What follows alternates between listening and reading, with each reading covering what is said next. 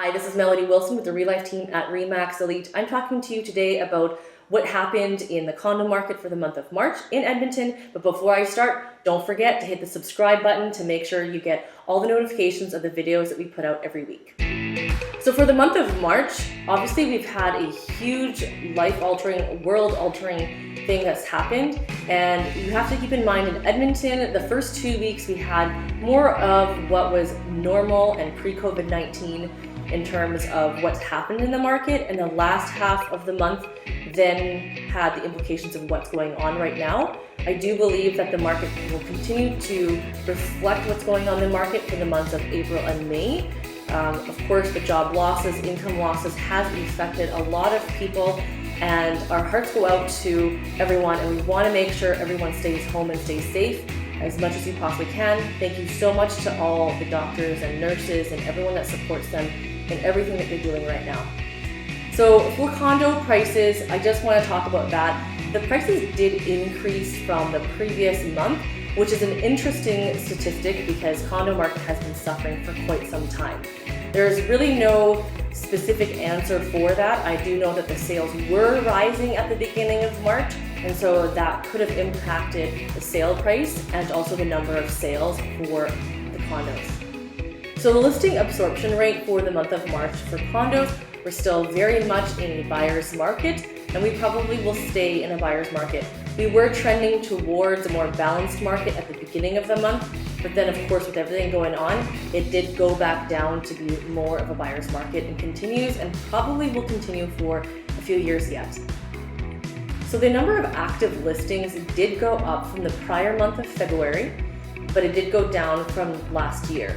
So again, like I suspected, things were starting and ramping up at the beginning of March, but then by the end of month end, a lot of people had either withdrawn their listings or they've decided not to even put up their listings for sale because we were trending to be in a better condition than last year. However, of course, we are not. Properties are still being listed though. If you see that number, it's still not a small number of listings that are up. And for the number of sales, there are still sales happening. So the sales have happened in March. We're more than February, but typically February is a slower month than March. If you look at the last year, we are down from March sales from last year. So again, like I mentioned, it is affecting the market. What's going on for April and May, we can only find out once it gets there. But one thing that is happening, the people who are buying and selling are the ones that absolutely need to at this stage. Of course, if it's not something of urgent or essential nature, then there's no need to be going through that process. But we totally understand that some people do need to sell. For example, if they've built a home and now they have to sell their condo because they need to get out, obviously that has to happen.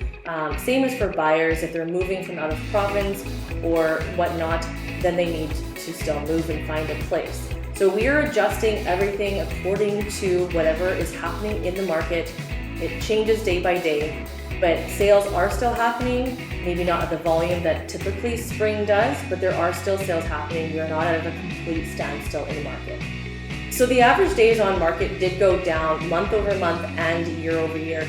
The average days on market for condos has been notoriously quite high, and 73 days on market is still quite long, even if it's going down.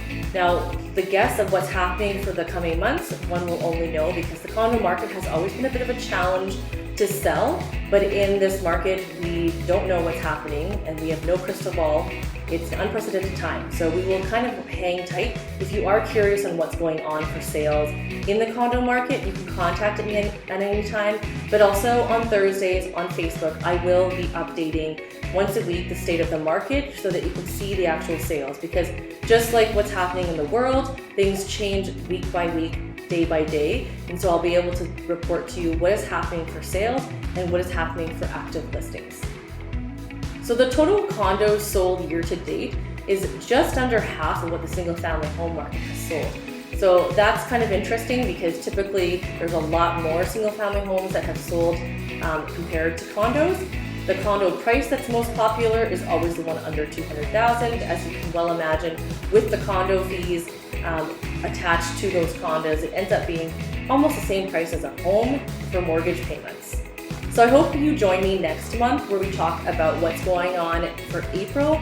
because April is going to show a lot of what's been going on with the world, how it's impacting the real estate market and the Edmonton housing market. If you're curious about things beforehand, like I mentioned, tune in on Facebook, and I hope your family and you stay home and stay safe. We'll talk to you next month.